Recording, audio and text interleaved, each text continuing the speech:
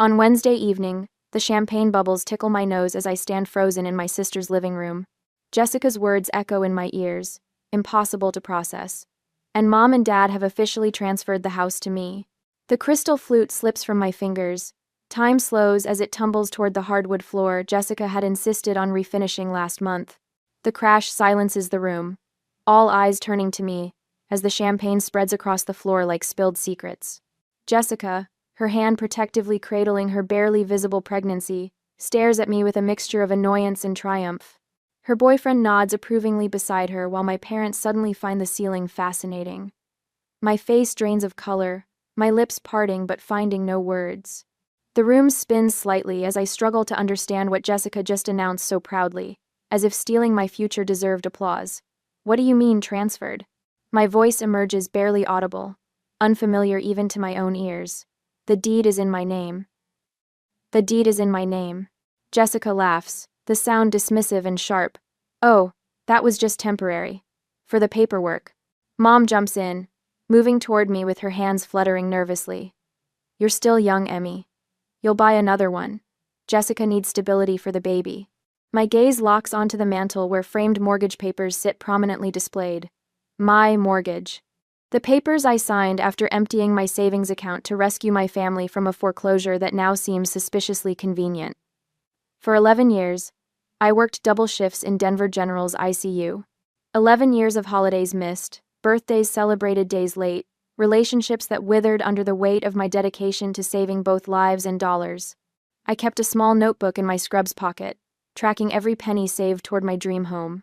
Last April, I hit $182,000 in savings. Enough for a substantial down payment in a neighborhood I loved. I'd scheduled viewings for that weekend. Then the desperate call came. Emmy, we're losing the house. Mom had sobbed into the phone. Only 30 days left before foreclosure. I canceled my viewings, withdrew my entire savings, put down $182,000 on a $370,000 house, taking on a $188,000 mortgage in my name alone. The closing attorney had smiled as he slid the papers toward me. Congratulations, Miss Sullivan. You're a homeowner. And now Jessica stands in that home, claiming it as hers. That's my house. My voice finds strength, rising from somewhere deep inside me. I paid for it. I signed the papers. Father clears his throat, stepping forward with that familiar look of condescension he reserves for when I'm being difficult. Now, Emily, let's not make a scene. Family helps family. Jessica strokes her stomach again, the gesture theatrical. My baby needs a stable home. You have your apartment. The apartment I kept, because they insisted they needed time to move their belongings from the old house.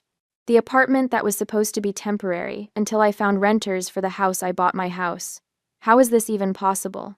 I demand, feeling eyes on me from every corner of the room. The deed was in my name. Mother clinks her glass loudly, forcing a bright smile. Come on, everyone. Let's toast to Jessica's new beginning. Just like that, the attention shifts. Glasses raise. Congratulations pour forth. I stand alone, the spilled champagne seeping into my shoes, my future stolen in a single announcement. I slip away to a corner, hands trembling as I pull out my phone. I text my cousin Sarah, the only relative who ever takes my side. Something's very wrong. Need help. Her reply comes instantly. Meet me tomorrow, bring whatever paperwork you have. Across the room, Jessica accepts congratulations like a queen at court. Mom refills glasses while Dad tells his favorite story about Jessica's first word being home. No one notices me standing alone, watching my family celebrate stealing my life savings, my sacrifice, my future. But as I observe them laughing, something shifts inside me. A quiet resolution forms, solidifying with each passing second. They think this is over. They think I'll accept this betrayal as I've accepted every other slight and disappointment. They're wrong. My heart pounds against my ribs as I slip back into my parents' house through the side entrance. The celebration continues in the living room, laughter floating down the hallway like poisonous gas. I check my watch 11 minutes until someone notices I'm gone. The door to Mom's home office creaks slightly as I push it open. Moonlight spills through Venetian blinds, casting prison bar shadows across the antique desk where family decisions have always been made without me. I freeze at a sound from the hallway. Footsteps. A pause. Then they continue past, fading toward the kitchen, Breath held, I slide behind the desk and pull the chain on the small lamp. Think like a nurse, I whisper to myself. When patients hide symptoms, we look for physical evidence. Mom has always been meticulous about paperwork, a trait I inherited. Every mortgage statement, every bill, lives in labeled folders in the oak filing cabinet. The top drawer slides open with a familiar rasp. My fingers trace across neatly labeled tabs, utilities, insurance, and medical, until I reach real estate. I pull the thick folder, nearly dropping it when voices grow louder in the hallway. Emmy's probably just in the bathroom, Jessica says, her voice carrying. You know how she gets when she's upset, always hiding away instead of talking like an adult. I sink to the floor behind the desk, the folder clutched against my chest. When the voices pass, I spread the documents across the carpet. Original purchase documents for the family home from 20 years ago. Recent mortgage statements showing my payments. And then I see it. The warranty deed with my name printed clearly as owner. Beside it, a quitclaim deed with what appears to be my signature transferring ownership to Jessica Sullivan. Except it isn't my signature. The looping E is all wrong, the E missing its characteristic tail. My hands shake so badly I nearly drop my phone as I photograph each document, the flash momentarily blinding in the dim room. Tucked behind the deeds, a letter on attorney letterhead catches my eye. I scan the contents, my nurse's training keeping my breathing steady even as rage builds behind my temples. Advise against proceeding with this course of action. Potential fraud implications. Forgery carries significant penalties. More footsteps approach. I quickly return everything to the folder, sliding it back into place. The side door offers silent escape, just as the office light flicks on behind me. Do you need the rest of that coffee? Sarah asks the next morning, nodding toward my untouched mug. We sit in the corner booth of Denny's, far from other customers. Michael, her attorney friend, studies the photos on my phone, his expression darkening with each swipe. This is textbook fraud, he says finally, looking up. The signature isn't even close. Did you sign anything giving them permission to transfer the house? Nothing, I say. I signed the original mortgage papers, that's all. Sarah excuses herself to make a call, pulling out her county employee ID badge. I've worked with records for years. They'll help us. While she's gone, Michael explains the legal implications in terms that make my stomach turn. A quitclaim deed transfers whatever interest you have in the property to someone else. But this signature, he shakes his head. Sarah returns, her face flushed. The foreclosure notice on your parents' original house? Never existed. I checked records going back 3 years. What? The word comes out as barely a whisper. Michael's face hardens. They created an elaborate lie to access your savings. The truth crashes over me in waves. My mother's handwriting on notes attached to the forged documents. Jessica's name on every transfer paper. My father's passive signature as witness to the fraud. Your mother orchestrated this, Michael says quietly. Jessica benefits, but the planning. These are your mother's notes. Stay with me, Sarah offers, reaching across the table. My guest room is yours for as long as you need. I'll file emergency papers today to freeze the property status, Michael adds, refusing my offer to pay. We'll get your costs covered when we win. I have the papers to save. Back at the hospital that afternoon, my colleague Deborah appears at my locker with a casserole dish. The ICU team is behind you, Emmy, she says simply. My phone buzzes with a message from my father. Your mother is having chest pains from the stress. Is this what you want? Before I can process this, a text from Jessica appears. If you fight this, I'll make sure everyone knows what kind of sister you really are. The final blow comes that evening, a certified letter from my family's attorney threatening a countersuit for harassment and false claims. In Sarah's guest room, I stare at the ceiling as moonlight paints unfamiliar shadows. I still love them, I whisper to Sarah when she checks on me. How could they do this? She sits beside me on the bed, because they thought they could get away with it. Sleep evades me through the night. I trace the cracks in the ceiling with my eyes, my mind replaying every family dinner, every holiday, searching for signs I missed. When morning light finally streams through the window, a clarity settles over me like the calm after a code blue. I sit up, pulling my nurse's notebook from my bag. On a clean page, I write 3 words: evidence, strategy, justice. They don't get to take my future. I say to my reflection in Sarah's guest bathroom mirror. Not without a fight. What would be your first step if you discovered your family had stolen your house? Would you confront them directly or seek legal help first? Next week, the hospital lobby buzzes with the usual Monday morning chaos, visitors clutching coffee cups, staff hurrying between departments, the squeak of wheelchairs against polished floors. I'm reviewing a patient chart at the nurse's station when Deborah taps my shoulder, her expression tense. Emily, she whispers, your mother and sister are in the lobby. Security called up. My stomach drops. After 3 days of ignored calls and texts, they've brought the battle to my workplace. I hand the chart to Deborah and smooth my scrubs, steeling myself. The elevator doors open to reveal my mother dabbing theatrical tears with a tissue while Jessica stands beside her, one hand resting on her barely visible pregnancy, the other clutching an oversized purse. Several visitors have turned to watch the spectacle. Emmy. Mother wails when she spots me, voice carrying across the entire lobby. Why are you tearing our family apart? After all we've done for you. I approach them with measured steps, conscious of curious eyes following me.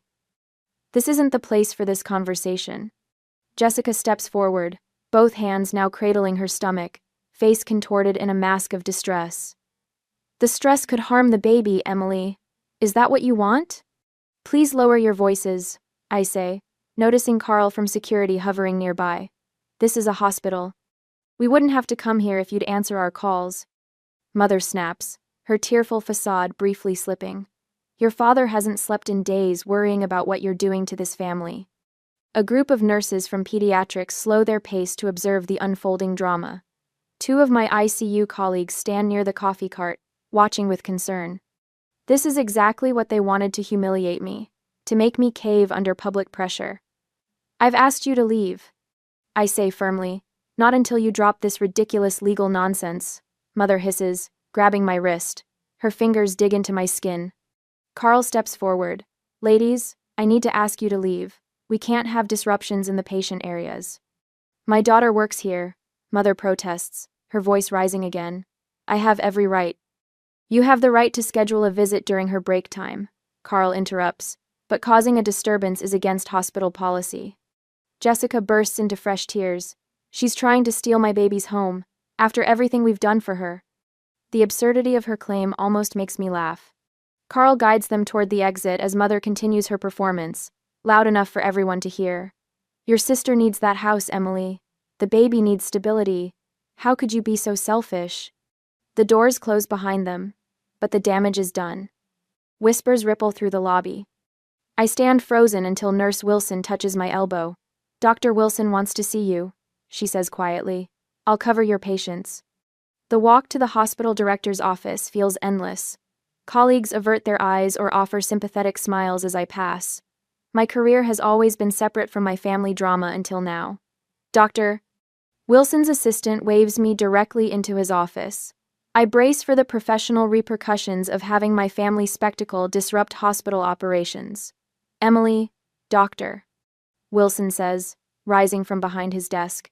His weathered face shows concern rather than displeasure. Sit down, please. I perch on the edge of a chair, hands clasped tightly in my lap. I apologize for the disturbance, sir. It won't happen again. That's not why I called you in. He sits across from me, leaning forward. Your family has been calling staff members, including me, with some concerning accusations. My face burns with humiliation. Of course they wouldn't stop at a public scene. They've called every department head, he continues. What can we do to support you? The question catches me completely off guard. Support. Me? Emily, you've been with us for 11 years. You're one of our most dedicated nurses. His voice softens. Family should protect, not exploit. You're family to us here. Something breaks inside me. After days of holding myself together, of presenting a calm face to the world while my family systematically destroys my life, the unexpected kindness shatters my control. Tears spill down my cheeks before I can stop them. I'm sorry, I whisper, fumbling for a tissue. Don't apologize. Doctor. Wilson pushes a box toward me. Take some time. Tell me what's happening. The story pours out of me the years of saving, the false foreclosure, the forged documents, the betrayal. Doctor. Wilson listens without interruption. his expression darkening. Take emergency leave, he says when I finish. With pay. I'll arrange coverage for your shifts. I can't ask for special treatment. You didn't ask, I offered. His tone brooks no argument. Take care of yourself first, Emily. The ICU will still be here when you're ready to return. Walking back to the nurse's station, I feel lighter somehow. My family has tried to isolate me, to make me doubt myself, but they've miscalculated. For every person they've tried to turn against me, others have rallied to my side. Deborah meets me halfway down the corridor. Your cousin Sarah called. She's organizing all the documents for court. Thank you. And Michael left a message. He's filing something called lease pendens and a temporary restraining order today. She hands me a stack of message slips. Also, we've worked out a schedule. Someone from the unit will be with you whenever you need company. My throat tightens. You didn't have to do that. We protect our own, Deborah says simply. The apartment hallway feels unusually quiet when I return home that evening. I'm sorting through my mail when I spot them, my parents, sitting on the floor outside my door like abandoned packages. Father stands first, his face drawn. Your mother hasn't slept in days because of this. Mother rises more slowly, her eyes red-rimmed but calculating. After everything we sacrificed for you. I unlock my door without responding, but Father blocks the entrance. Emmy, please, just talk to us. Something in his plea sounds genuine, but I've heard too many false words from him. I meet his gaze directly. I have the original documents, I say, my voice steady. I know there was no foreclosure. The hallway fills with a sudden, powerful silence. Mother's face hardens, but Father's shows the first flicker of shame I've seen. His shoulders sag as the weight of my words hits him. Jessica said it was just paperwork, he mumbles. That you'd understand it was for family. Don't you dare blame this on Jessica, Mother snaps, but her voice lacks conviction. I'll see you both in court, I say, stepping around them into my apartment. The door closes with a soft click that feels more final than a slam ever could. My phone vibrates with a text from Michael. Good news, court approved the temporary restraining order. They can't sell or transfer the property now. A second message follows. Sarah found something interesting. The notary who stamped the fake documents is Jessica's friend from college. I sink onto my couch, absorbing this new information. With each piece of evidence, their scheme unravels further. Criminal charges are now a real possibility. I text back, I won't pursue criminal charges if they cooperate. Not out of mercy, out of efficiency. I don't want a protracted battle. I just want my house back and my family out of my life. Later that evening, I sit in Sarah's garden, a box of old family photos open beside me. Summers at the lake, Christmas mornings, my graduation. Memories of a family that existed before greed corroded everything. Sarah finds me there as twilight softens the edges of her flower beds. You're allowed to grieve the family you thought you had, she says, sitting beside me. I kept trying to earn their love by giving more, I whisper, tracing my finger over a fading image of us all smiling at the camera. But it was never enough. It never would have been. She covers my hand with hers. Some people are bottomless pits, Em. With a deep breath, I close the lid on the box of photos, sealing away the family that never truly existed. Tomorrow, Michael and I will meet to discuss our legal strategy to go to court. He mentioned the possibility of a civil theft claim with treble damages over $60,000 in additional penalties. I don't want their money, I tell Sarah as we head inside. I just want my house back. Michael says they've hired Blackwell, she warns. He's aggressive. So am I reply, when protecting what's mine. My phone buzzes with an unknown number. I almost ignore it, but something makes me answer. Emily? The voice is hesitant, familiar. It's Tom, Jessica's boyfriend. Sarah raises her eyebrows as I put the call on speaker. I didn't know what they did to you, Tom continues. I want to help. Why would you help me? I was there when your mother and Jessica discussed the forged documents. His voice trembles slightly. This isn't right. I can't be part of this. You'd testify to that? Gasped. Yes, he says firmly. I'll tell the court everything I saw and heard. After ending the call, I turn to Sarah, a strange calm settling over me for the first time in weeks. Everything just changed. On Thursday that week, the courthouse is intimidating with its marble columns and echoing halls, but I stand straight-backed beside Michael as we enter courtroom 3. My ICU badge remains pinned to my blouse, a small reminder of who I am beyond this nightmare. Ready? Michael's voice is steady, his briefcase containing weeks of meticulous preparation. I nod, scanning the room. Jessica sits in the front row, her pregnancy now prominently displayed in a tight dress. Mother dabs theatrical tears with a handkerchief while father stares ahead, stone-faced. Judge Harriman peers over reading glasses as we approach. Sullivan versus Sullivan. Property dispute involving alleged document falsification. Michael moves with calm precision, laying documents before the judge like placing surgical instruments on a tray. Your Honor, we have evidence of signature forgery, notary fraud, and deliberate misrepresentation. The judge's eyebrows rise as she examines the documents. Her finger traces the signatures side by side, the genuine one I provided from my mortgage papers versus the clumsy forgery on the quitclaim deed. And you are the sole mortgage holder? She asks me directly. Yes, Your Honor. I provided the entire down payment of $182,000 and signed for the remaining mortgage amount. Jessica's attorney, a slick man in an expensive suit, rises. Miss Sullivan clearly intended this as a gift to her family. Her sister is expecting a child. Mr. Blackwell, the judge interrupts, pregnancy doesn't entitle anyone to commit fraud. His face reddens. My client was not aware of any irregular documentation.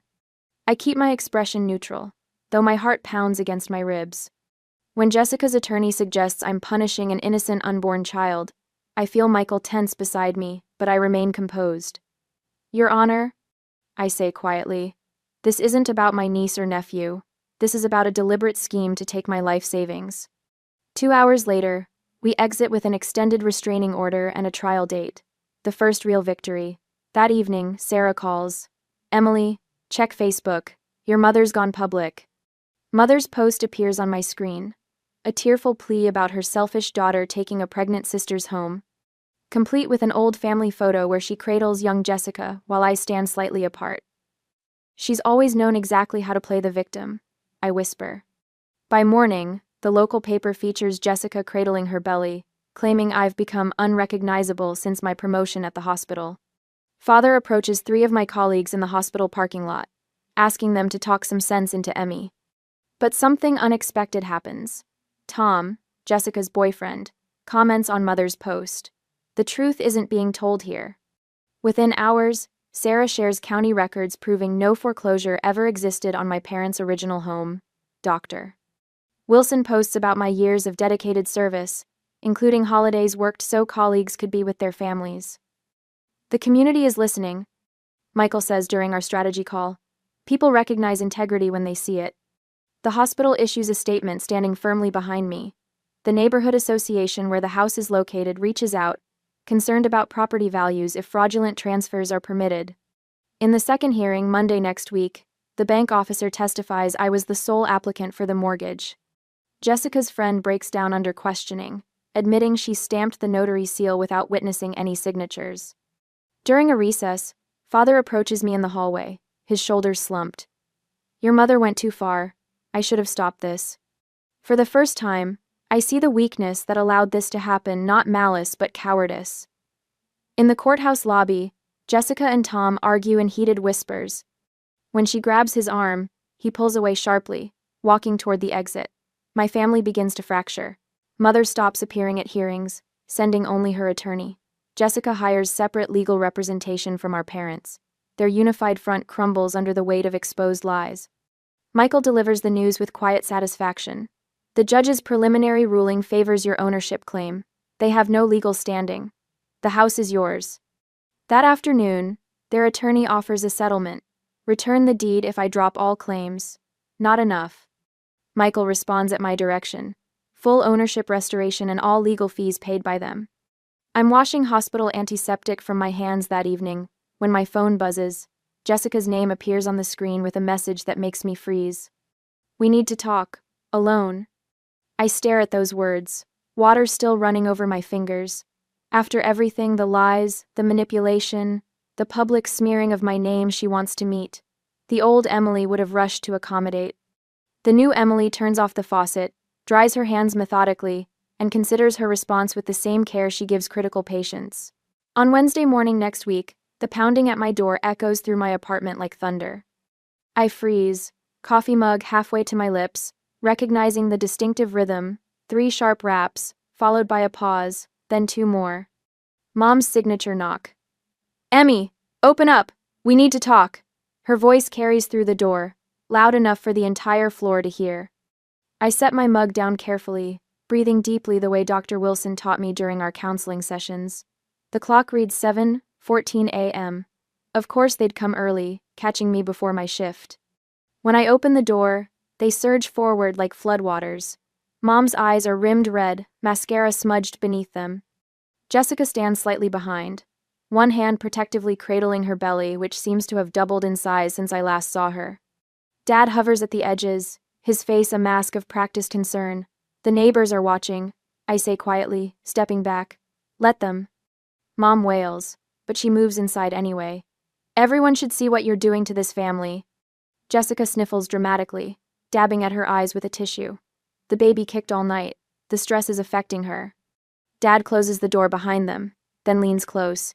"This will destroy your mother's health," he whispers, threat wrapped in concern. Her blood pressure is through the roof. They position themselves strategically around my small living room. Mom near the window, where morning light catches her tears. Jessica on my sofa, hand still on her belly. Dad standing with arms crossed. "A coordinated assault. Your father might lose his job over this," Mom announces, voice trembling. "His boss is friends with our attorney." Jessica nods vigorously. "And everyone at the hospital is talking. Dr. Renner told me nurses are choosing sides. If you drag this through court, nobody wins," Dad adds. "Legal fees will bankrupt all of us." I listen to each threat, noting the practiced delivery, the way their eyes flick to gauge my reaction. For 11 years, I've watched patients' vital signs, learning to spot the moment when panic turns to acceptance. I recognize the same patterns in my family now, the escalating desperation, the synchronized approach. "Would you like some coffee?" I ask calmly. My response throws them. They exchange glances, momentarily unbalanced by my composure. "We didn't come for coffee," Jessica snaps. "I know why you came." I move to the small desk in the corner where a manila folder sits, precisely centered on the polished surface. "But before you say another word, you should know what I have." The folder makes a satisfying sound as it lands on my coffee table. Mom flinches slightly. I remove the contents methodically, placing each document in a neat row. "This is the original warranty deed with my signature." I tap the paper. "And this is the quitclaim deed with what appears to be my signature. Except I never signed it." Mom opens her mouth, but I raise my hand. The gesture silences her instantly, a power I never knew I possessed until now. This report is from a certified handwriting analyst confirming the forgery. Another document joins the row. These are my bank statements showing every mortgage payment I've made since closing. Fiverr Manit. With each new piece of evidence, the color drains from Mom's face. Jessica shifts uncomfortably on the sofa, eyes darting between the documents and the door. County records prove there was never any foreclosure on the family home. The paper makes a crisp sound as I place it down. And this statement from Jessica's friend admits she fraudulently notarized the document. Dad sinks slowly into the armchair, hands trembling slightly. Finally, we have Tom's sworn affidavit describing in detail how this plan was developed, including dates of meetings and who said what. Jessica's phone buzzes. She fumbles it from her purse, face paling as she reads the screen. "The prosecutor has copies of everything," I say quietly. The silence that follows feels physical, like pressure against my skin. Through my window, sunlight illuminates dust motes dancing in the air between us. "Emmy, you have to understand," Mom begins, her voice honey-sweet now. "We were only trying to—" "You didn't just steal my house," I interrupt, surprising myself with the steadiness in my voice. "You stole my trust." Jessica's phone buzzes again. Her fingers tremble as she reads. "Tom says the police just left. They're asking about the notary." Fear makes her voice shrill. "He's leaving me, says he can't trust me." Mom's composure finally cracks. "What have you done?" she demands, the sweetness evaporating. Dad stares at the documents, realization dawning in his eyes. "Criminal charges?" he whispers. "Tom says they mentioned fraud and possible jail time." Jessica's voice rises. "Mom, you said this would be okay." You've always been so independent, Emmy. Mom tries again, reaching for my hand. Jessica needs. What Jessica needs isn't mine to give anymore, I say, pulling away. I walk to my bedroom and return with a document bearing the court's official seal. This is a settlement agreement. Signed today, and we proceed no further with criminal charges. You wouldn't send your own mother to jail, Mom says, but uncertainty wavers in her voice. I didn't want to, I answer truthfully. That's why I'm offering this alternative. Dad reads the settlement terms aloud.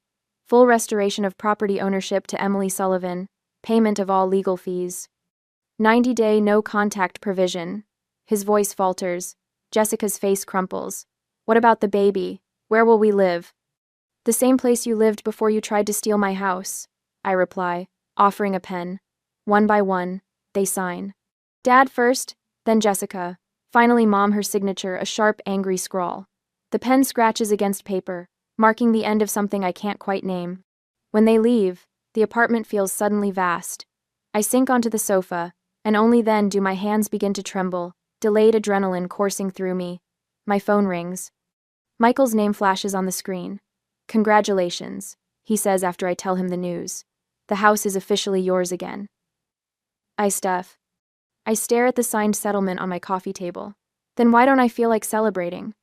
A gentle knock at my door reveals Sarah, a bottle of wine in one hand, 2 glasses in the other. Because winning doesn't heal betrayal, she says softly, stepping inside. I move to the window, looking out at the city stretching before me. Buildings gleam in the morning sun, streets filling with people starting their day, each carrying their own private battles. I need to decide what happens next, I whisper, more to myself than to Sarah. The settlement papers sit on my coffee table just as secured but offering no peace. In the reflection of the window, I see not just myself, but the shadow of the woman. I'm becoming stronger, certainly, but carrying a wound that victory alone cannot heal. The for sale sign swings gently in the breeze as I walk the realtor through the property one final time. Sunlight streams through freshly cleaned windows, illuminating hardwood floors that hold no fond memories for me. I never intended to live here. I explained to Marjorie, the silver-haired realtor who's handled everything with remarkable efficiency. The closing price of $395,000 will clear the mortgage and recover my savings. Her eyes crinkle with understanding. Sometimes the best investment is in your own peace of mind. 3 months after the legal battle ended, I'm signing papers on a charming $310,000 cottage in Greeley. The little 2-bedroom with its wraparound porch and mature maple trees speaks to me in ways the larger house never did. As I press pen to paper, there's no family hovering, no hidden agendas, just my steady hand claiming what's rightfully mine. Congratulations, Miss Sullivan, the attorney says, sliding the final mortgage document across the table. My voice doesn't waver when I respond. Thank you. 2 weeks later, laughter fills my new living room as Sarah raises her glass. To Emily, who taught us all what courage looks like. My small housewarming gathering bears no resemblance to that fateful night at Jessica's. Dr. Wilson occupies my reading chair, his booming laugh punctuating Michael's animated story about courthouse antics. Hospital colleagues cluster around the kitchen island I picked out myself, helping themselves to food they brought to celebrate my fresh start. To chosen family, I respond, raising my own glass, who stand by you in truth. The golden afternoon light filters through windows I selected, falling on walls painted colors I chose. Each element reflects decisions made for me alone. No compromise, no sacrifice, just authentic preference.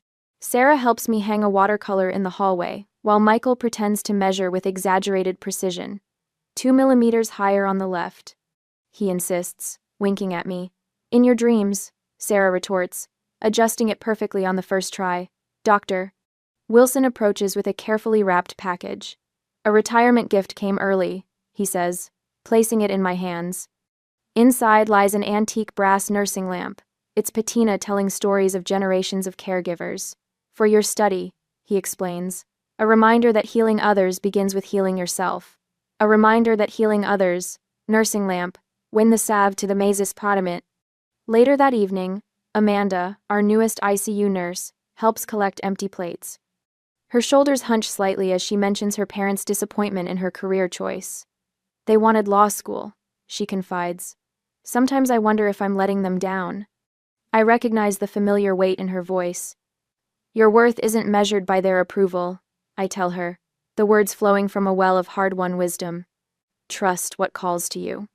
Her eyes widen. I never thought of it that way. After everyone leaves, I carry a tray of seedlings to my backyard garden.